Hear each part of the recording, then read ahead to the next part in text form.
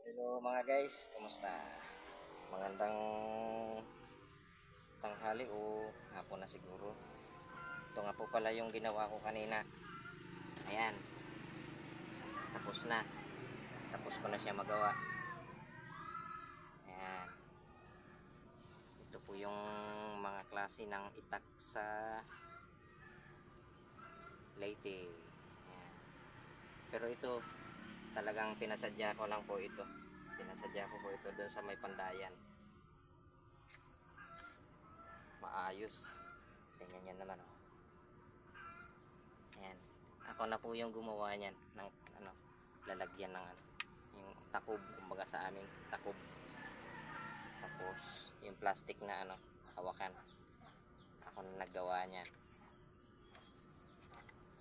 Tingnan niyo naman oh. Ayan.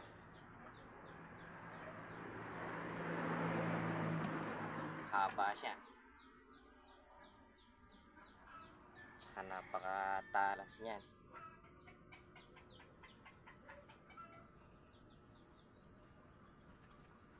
Sa halagang 350 lang po yan ang gastos ko. 350. Pero kung bibili ka talaga nito ng talagang isang buo na ganito, mahigit 1,000 to. Siguro nga siguro nasa mga 2,000 pa nga lalo na pag mga ganitong klase. Yan.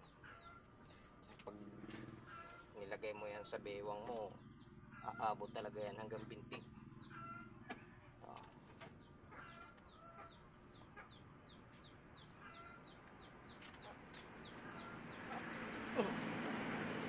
Yan po muna mga guys, na pakita ko lang po yun. Sayang hindi ko na video yung paggawa kung paano ko talaga sinimulan yung paggawa nitong hawakan saka itong takip. Next time na lang pag may isa pa ako dyan kasi na ipapapanday. May isang papapanday ako ng mga kalahati lang nito, yung haba, yung tinatawag na dimedya. Salamat sa panonood nyo mga guys. Salamat. God bless po.